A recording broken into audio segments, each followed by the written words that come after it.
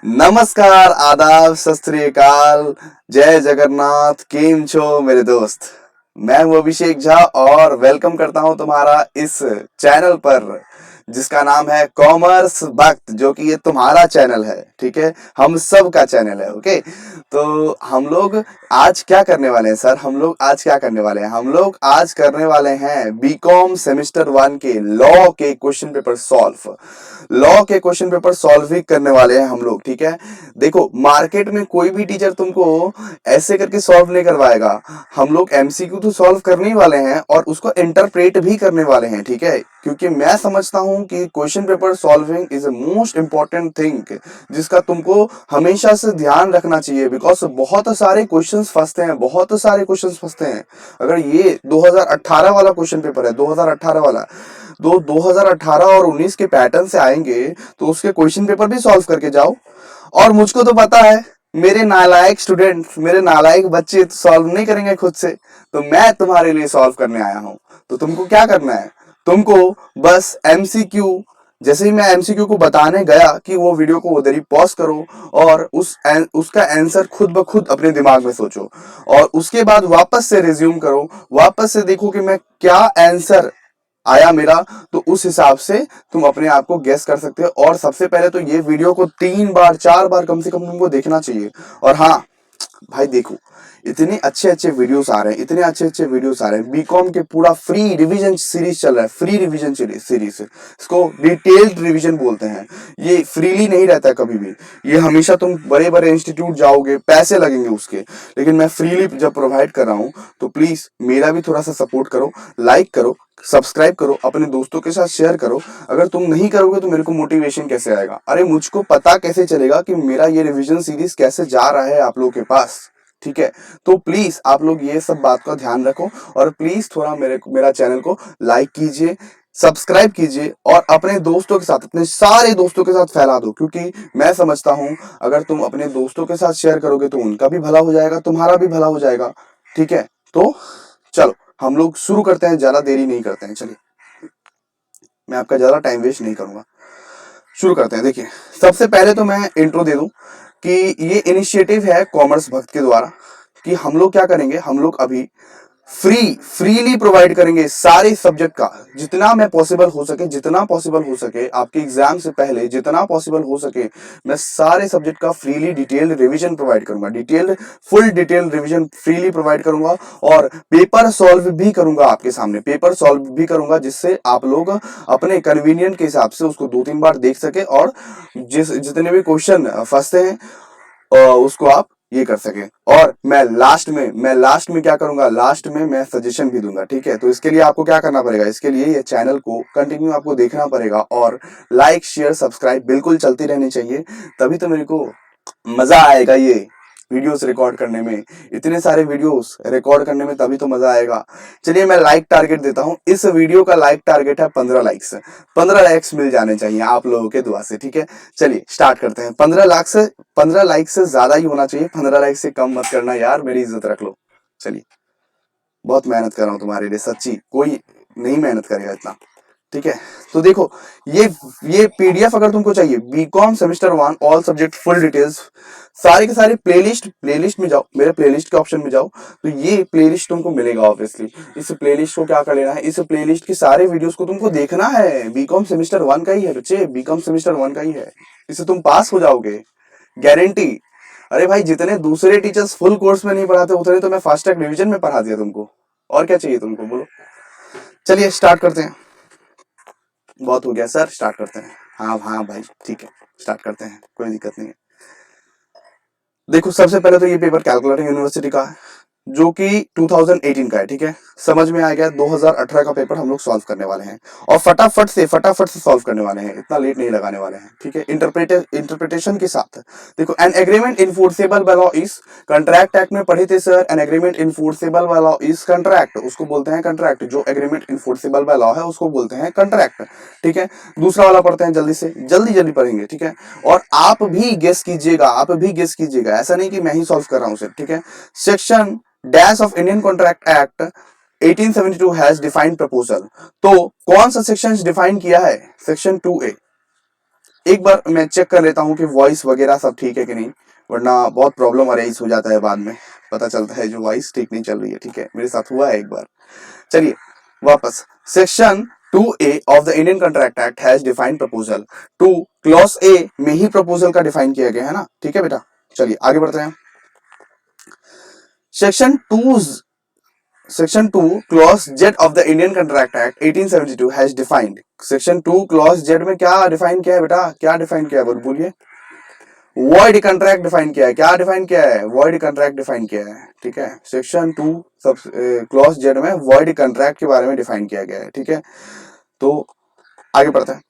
भाई देख, past consideration in India, हम बोले थे पास्ट कंसिडरेशंस वैलिड होता है। पास्ट कंसिडरेशन इंडिया में वैलिड होता है। पास्ट कंसिडरेशन इंडिया में क्या रहता है बेटा?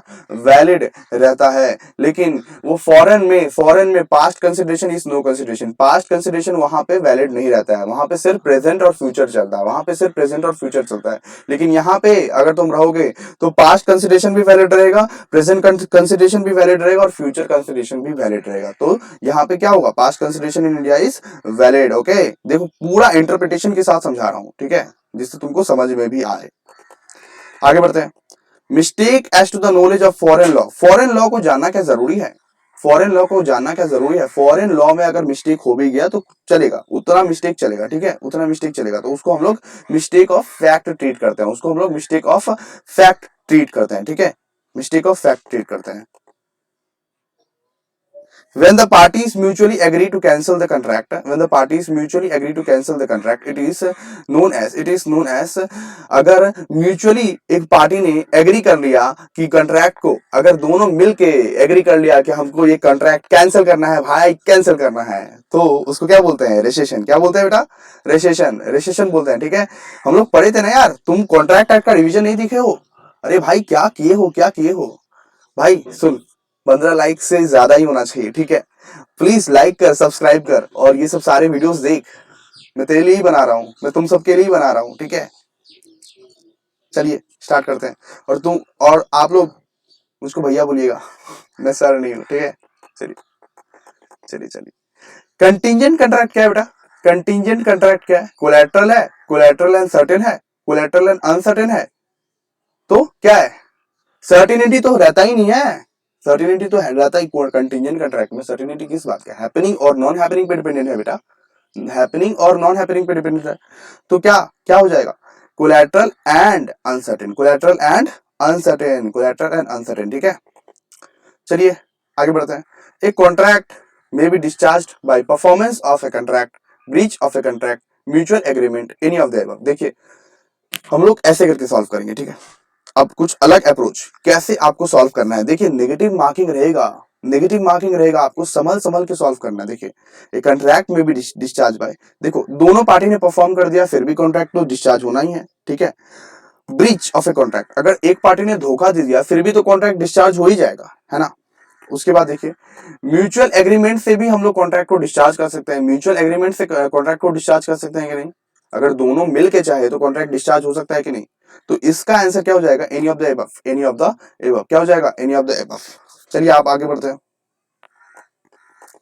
Cell of goods act is India is govern by, ऐसा भी कोई क्वेश्चन होता है? कितना इजी क्वेश्चन है, बोलो बोलो बोलो, क्या होगा answer? The sale of goods act 1930, the sale of goods act 1930। याद करना ये सब चीज। अब देखो, a contract for sale of a future goods, अगर हम लोग फ्यूचर गुड को सेल करने वाले हैं, अगर सेल करने वाले हैं फ्यूचर में, अगर सेल करने वाले हैं फ्यूचर में, तो उसको क्या बोलते हैं? सेल या एग्रीमेंट टू सेल? भाई सेल तो नहीं बोल सकते, सेल तो हम लोग जो इमीडिएटली कर रहे हैं उसको बोलते हैं। सेल जो हम लोग इमीडिएटली करते हैं तो उसको बोलते हैं, हम लोग बोलेंगे एग्रीमेंट टू सेल। क्या बोलेंगे बेटा? Agreement to sale, agreement to sale बोलेंगे। ठीक है, समझ में आ रहा है ना सब कुछ? दिमाग खोल के सुन रहे हो ना? दिमाग खोल के सुनोगे तो बिल्कुल अच्छे से समझ में आएगा, क्योंकि मैं बोला ना कि दूसरे दूसरे जो तुम पेड क्लासेस करते हो उसमें भी इतना नहीं समझाया जाता जितना मैं समझा रहा हूँ, एफर्ट्स लगा रहा हूँ। ठीक है, तो इसको आराम से देखना है, इसको यूटिलाइज करना है। ठीक है, अच्छे से। चलिए आगे बढ़ते हैं। The test of partnership is validated in case of, validate कैसे होता है भाई? In case of Cox versus Hickman, Cox versus Hickman, Cox versus Hickman के केस में हुआ था। ठीक है, आगे बढ़ते हैं। Registration of the firm as per the partnership act, partnership में क्या रजिस्ट्रेशन कराना क्या कंपलसरी है या ऑप्शनल है? बताओ बताओ बताओ।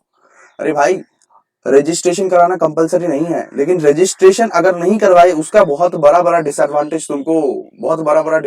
तुमको फेस करना पड़ सकता है, लेकिन ऑप्शनल है, ठीक है। ये registration of the firm as per the partnership act, partnership में तुम रजिस्ट्रेशन करवाना चाहो तो करवा सकते हो, नहीं भी करवाना चाहो तो फिर भी पार्टनरशिप ही कहलाएगा।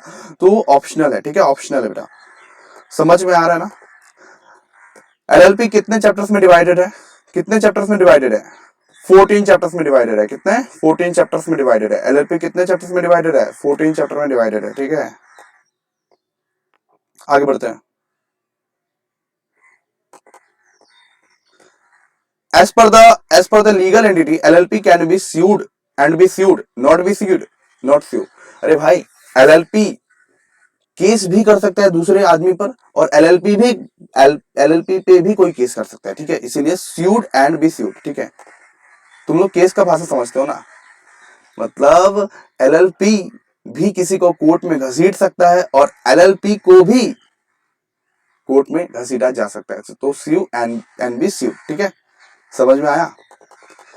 देखो इधर पर, a limited liability partnership is a company, partnership, body, corporate, NGO. भाई हमने पहले ही बोल दिया था कि लिमिटेड लाइबिलिटी पार्टनरशिप कंपनी और पार्टनरशिप का मिक्सचर है, तो कंपनी और पार्टनरशिप तो हो नहीं सकता, limited liability partnership is not a company and it's not a partnership, it's a mixture of company and partnership. तो यहाँ पे क्या बचा? एनजीओ तो होगा नहीं, क्योंकि दान धर्म करने के लिए तो एलएलपी नहीं खोला जाता है, प्रॉफिट कमाने के लिए किया जाता है। तो ये बॉडी कॉर्पोरेट है, ठीक है बेटा, बॉडी कॉर्पोरेट है। क्या है? बॉडी कॉर्पोरेट है। एडवांटेजेस ऑफ एलएलपी बोलो।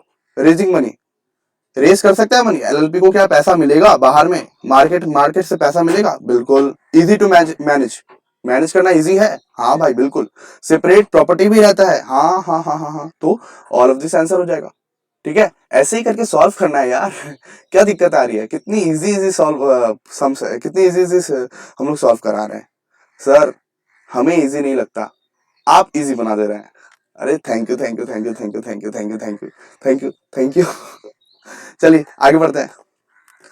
The term holder in due course is explained with in section of the NI act 1881। तो इसका क्या होगा? जवाब दीजिए, जवाब दीजिए। अच्छा है ये ऑप्शन आपके सामने नहीं है, अच्छा है ये ऑप्शन आपके सामने नहीं है, हम आपका जवाब चाहते हैं। अब देखिए हम दिखाने वाले हैं सावधान होशियार। यहाँ पे देखो 9, क्या है आंसर? आंसर है 9, ठीक है। आगे बढ़ते हैं। According to the Negotiable Instrument Act, negotiable instrument can be of, कितने टाइप्स के रहते हैं negotiable instrument? कितने टाइप्स के रहते हैं negotiable instrument? बेटा बोलो कितने टाइप्स के रहते हैं? 3 टाइप्स के रहते हैं बेटा, 3 टाइप्स के रहते हैं। क्या क्या रहते हैं? क्या क्या रहते हैं? कमेंट सेक्शन में बताओ, ये चीज कमेंट सेक्शन में तुम बताओगे क्या क्या रहते हैं नेगोशिएबल इंस्ट्रूमेंट। 3 टाइप्स के जो बोले हैं, क्या क्या रहते हैं बोलो।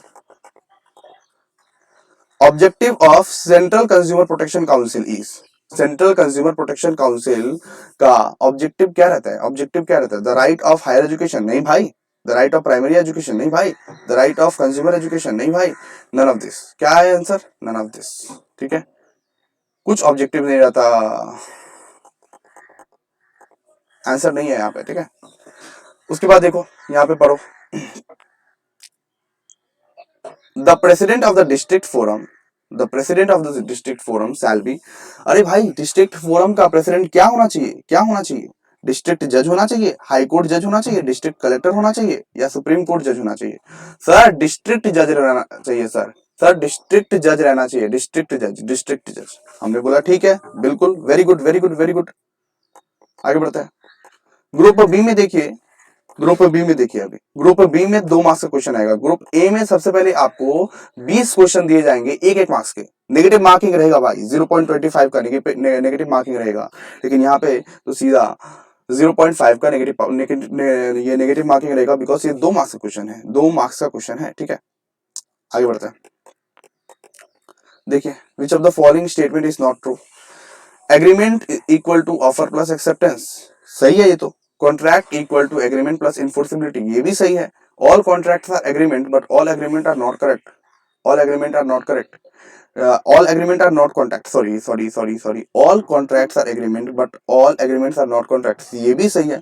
तो लेकिन ए प्रपोजल अगर तीनों सही है तो ऑफ कोर्स लास्ट वाला ऑप्शन गलत ही है। तो ए proposal when accepted becomes offer. नहीं भाई, नहीं भाई, नहीं भाई, नहीं भाई, नहीं भाई, ये सही नहीं है। ठीक है,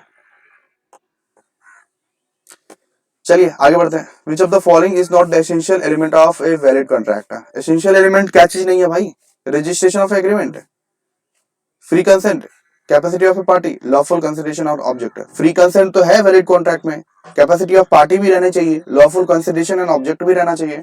तो option A is correct, option A is correct है। रजिस्ट्रेशन ऑफ द एग्रीमेंट होना कंपलसरी नहीं है भाई, रजिस्ट्रेशन ऑफ द एग्रीमेंट होना कंपलसरी नहीं है, नहीं है, नहीं है। चलिए, which consideration is no consideration under the English law. अभी अभी बताया था, अभी अभी बताया था कि कौन सा कंसिडरेशन, कोई कंसिडरेशन नहीं माना जाता है फॉरेन लॉ के हिसाब से, पास्ट, प्रेजेंट या फ्यूचर। भाई फॉरेन लॉ पास्ट कंसिडरेशन में नहीं मानते हैं, फॉरेन लॉ पास्ट कंसिडरेशन में नहीं मानते हैं, तो आंसर क्या हो जाएगा इसका?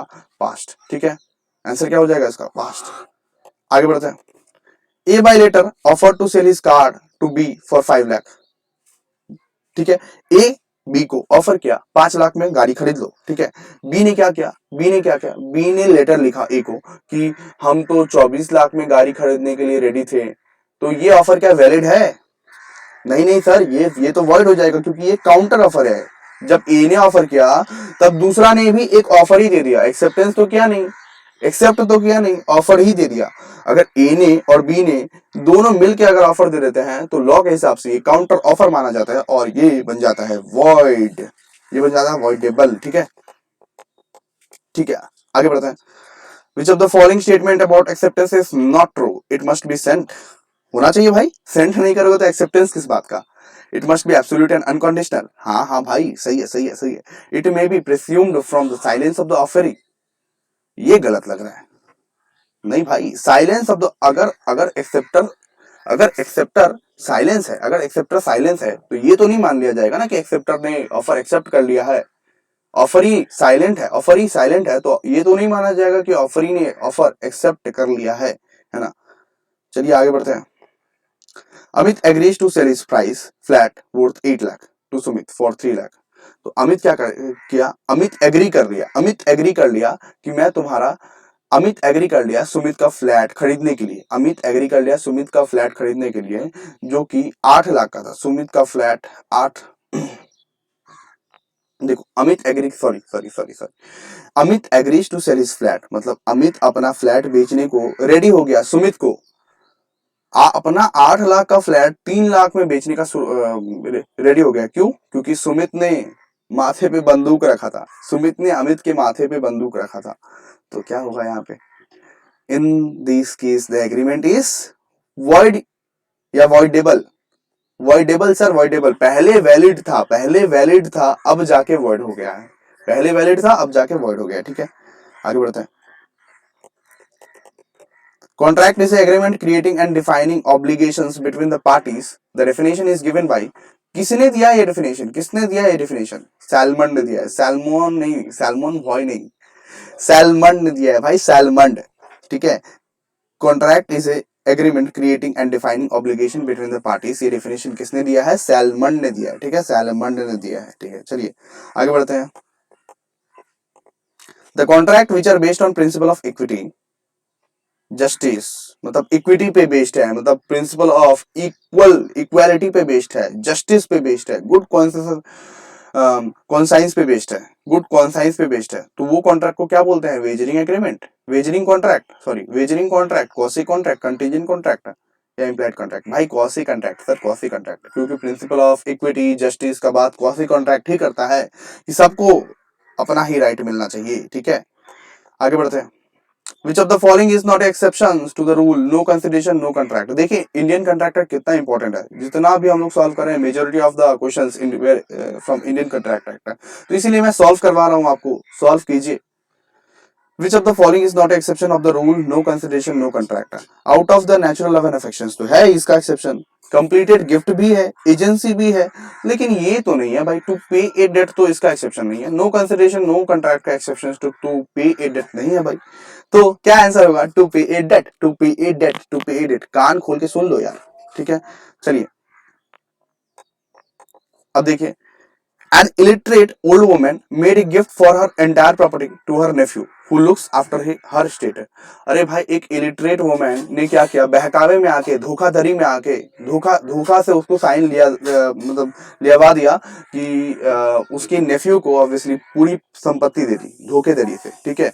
तो ये क्या कहलाएगा, कोअर्शन कहलाएगा, अनड्यू इन्फ्लुएंस कहलाएगा, या मिस्टेक कहलाएगा, फ्रॉड कहलाएगा। कोअर्शन तो बिल्कुल नहीं कहलाएगा, क्योंकि उसका नेफ्यू ने उसको क्या मारा है, नहीं भाई, नहीं भाई, मिस्टेक तो बिल्कुल नहीं कहलाएगा। मिस्टेक तो ये है नहीं, इंटेंशनली किया गया है, इंटेंशनली किया गया है भाई। फ्रॉड, फ्रॉड भी नहीं है, फ्रॉड भी किसी ने नहीं किया है, ठीक है। पैसा लेके थोड़ा ना भाग गया नेफ्यू ने, नेफ्यू ने तो इंटेंशनली साइन, बहला फुसला के इमोशनली उसको ऑब्वियसली ब्लैकमेल करके इन्होंने अनड्यू इन्फ्लुएंस करवाया, ठीक है, साइन करवा दिया, इसीलिए ये अनड्यू इन्फ्लुएंस कहलाएगा, ठीक है, अनड्यू इन्फ्लुएंस, ठीक है। आगे बढ़ते हैं। आपका सही हो रहा है ना, कमेंट सेक्शन में बताओ, अपने मार्क्स बताओ, जोड़ो कितना कितना मार्क्स का सही हुआ तुम्हारा, और बताओ मेरे को भी जानना है। और लाइक करना, ये वीडियो को लाइक करो और कमेंट करो, सब्सक्राइब करो, शेयर करो, और क्या, बस इतना ही चाहिए, और कुछ नहीं, बस तुम्हारा प्यार चाहिए, और कुछ नहीं। चलिए, the bailment of a security for payment of a debt और performance of a promise is called, क्या होगा। क्वेश्चन को अच्छे से देखा, अब ऑप्शन पढ़ो। Goods pledge, rules void, product services, services void. Goods pledge क्या होगा, गुड्स प्लेज। भाइयों और उनकी बहनों, ध्यान से देखो यार, ध्यान से देखो, देख रहे हो ना, क्वेश्चन सॉल्व हो रहे हैं धीरे धीरे। हम लोग अभी 12वें नंबर पे क्वेश्चन पे हैं।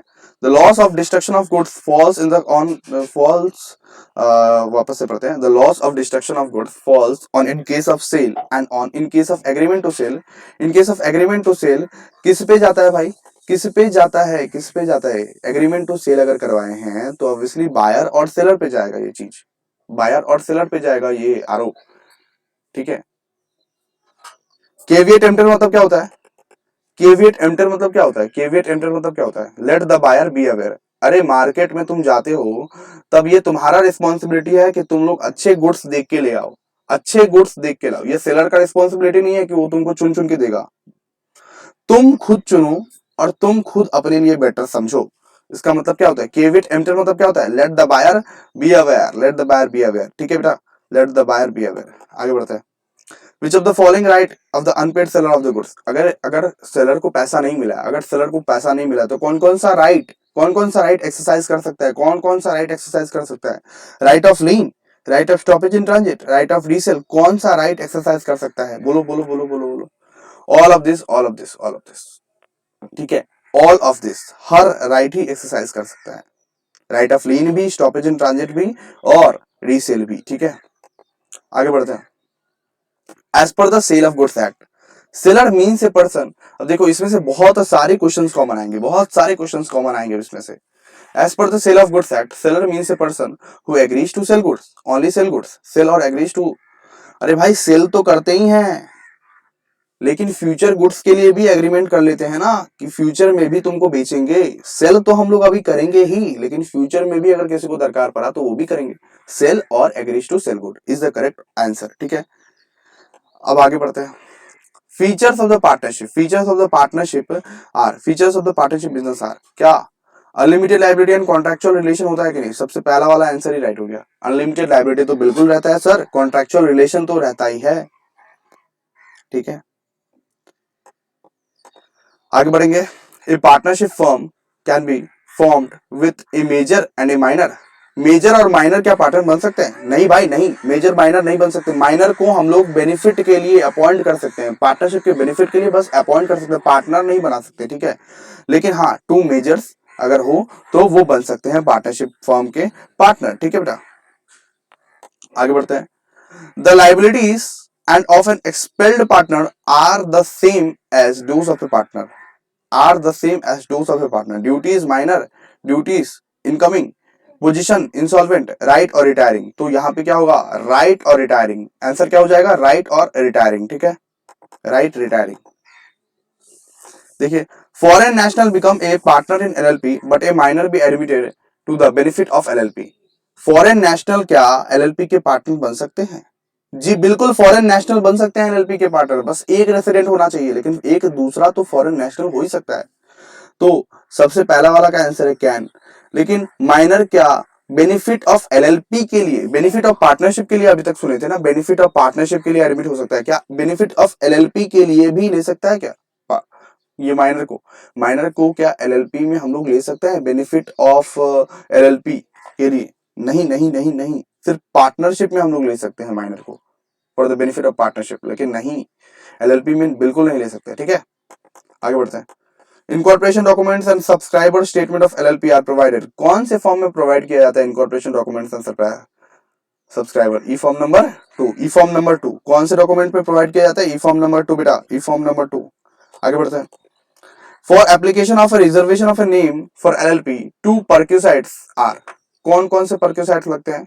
DIN and DSC, DIN and DSC. DIN and PAN नहीं लगता बिल्कुल भी, पैन एंड डीएससी भी नहीं लगता, डिन एंड डीएससी हमें लगता है, रिजर्वेशन ऑफ ए नेम। ठीक है, इस वीडियो को 3-3 बार देखना, और लाइक नहीं किया तो क्या कर रहे हो यार, लाइक करो लाइक करो लाइक करो, बहुत बहुत ज्यादा लाइक होना चाहिए।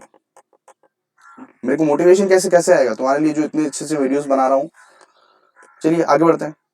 The LLP is required to file with the LLP registrar, क्या क्या फाइल करना जरूरी है? LLP क्या फाइल करता है अपने LLP रजिस्ट्रार के साथ?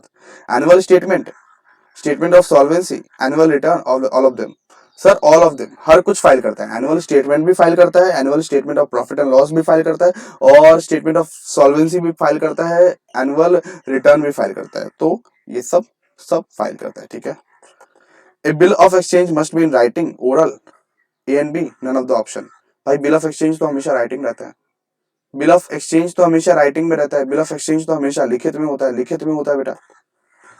उसके बाद देखिए, which of the following is not A negotiable instrument, कौन सा नेगोशिएबल इंस्ट्रूमेंट नहीं है? कौन सा नेगोशिएबल इंस्ट्रूमेंट नहीं है? देखिए, बिल ऑफ एक्सचेंज और चेक तो बिल्कुल है, बिल ऑफ एक्सचेंज चेक तो बिल्कुल है। Postal order and currency note तो कभी भी बिल ऑफ एक्सचेंज का नाम नहीं सुने, तो ये ऑप्शन करेक्ट हो जाएगा। देखिए हमें दूसरा ऑप्शन में ही मिल गया, फिर भी आप तीसरा ऑप्शन पे विजिट कीजिए, क्योंकि आपका 0.25 मार्क्स नेगेटिव है, तो आपको करेक्टली देखना पड़ेगा। तो प्रोमिसरी नोट एंड चेक तो बिल्कुल है, promissory note and bill of exchange भी बिल्कुल नेगोशिएबल इंस्ट्रूमेंट है, लेकिन postal order and currency note हम लोग कभी नहीं सुने कि ये सब मतलब ये नेगोशिएबल इंस्ट्रूमेंट है। ठीक है, आगे बढ़ते हैं। The section of promissory note has been given in the section of, अच्छा कौन से सेक्शन में प्रोमिसरी नोट दिया हुआ है? ठीक है, देखिए डेफिनेशन 4 में दिया हुआ है। क्या डेफिनेशन 4 में, डेफिनेशन 4 में दिया हुआ है। ठीक है, major amendment in NI act 1881 took place in the year. अरे भाई बहुत सारे, बहुत ज्यादा अमेंडमेंट किस ईयर में आए थे? बहुत ज्यादा amendment NI act, negotiable instrument act में किस ईयर में आए थे? 2018 में आए थे सर, 2018 में आए थे। जिस ईयर का ये पेपर है उसी ईयर में बहुत ज्यादा अमेंडमेंट एनआई एक्ट का आया था। अमेंडमेंट मतलब पता है? चेंज। अमेंडमेंट मतलब चेंज या तो अपडेट। ठीक है, बहुत ज्यादा चेंज आए थे एनआई एक्ट के लॉ में, चेंज किया गया था, उसको अमेंड किया गया था। बहुत सारे लॉ पुराने पुराने थे, उसको नए से चेंज किया गया था। ठीक है, तो 2018 में आया था। ठीक है, कंप्लेंट मीन्स क्या होता है? कंप्लेंट मीन्स हम लोग क्या पढ़े थे? कंज्यूमर पढ़े थे। Complaint means any voluntary consumer association registered under the companies act, ये भी सही है। The central government and state government, ये भी सही है। तो क्या हो जाएगा? All of this, all of this हो जाएगा, बिल्कुल ऑल ऑफ दिस। 28वां नंबर पढ़ते हैं, 28वां नंबर पे पहुंच गए आप लोग। अगर लाइक नहीं कर रहे हो तो क्या कर रहे हो? लाइक कीजिए और अपने दोस्तों के साथ शेयर कीजिए। ये वीडियो को जो जितना शेयर करेगा उतना मैं ऑब्वियसली उतना मैं मोटिवेट हो जाऊंगा। ठीक है, which of the following is unfair trade practices? Unfair trade practices क्या है? Use of trademark, use of trademark तो अनफेयर ट्रेड प्रैक्टिसेस नहीं है भाई, ये तो लीगल टर्म ऑफ बिजनेस है। Sale of fixed price, sale at fixed price, fixed price पे सेल करना कौन सा अनफेयर ट्रेड प्रैक्टिसेस है? सेल बाय डिस्क्रिप्शन, नहीं नहीं नहीं, ये भी नहीं है। होर्डिंग करना अनफेयर ट्रेड प्रैक्टिसेस है, होर्डिंग करना अनफेयर ट्रेड प्रैक्टिसेस है। तो बिल्कुल आंसर आ गया, बिल्कुल इजी इजी आंसर है, आपके तो फुल मार्क्स आने चाहिए इसमें। The section 8 of the consumer protection act 1986 explains the customers composition district, objective state, features district, functions central. Section 8 हमें क्या बताता है? ऑब्जेक्टिव बताता है और स्टेट बताता है, ऑब्जेक्टिव बताता है और स्टेट बताता है, ऑब्जेक्टिव बताता है और स्टेट बताता है। अब लास्ट वाला क्वेश्चंस पे आ जाइए, बाहुबली क्वेश्चंस, ठीक है, लास्ट वाला क्वेश्चन पे आ जाइए, ठीक है। यहाँ पे है the chairman of the central protection, the chairman of the central consumer protection council shall be, chairman कौन रहता है? Prime minister? नहीं भाई, प्राइम मिनिस्टर को तो बना नहीं सकते।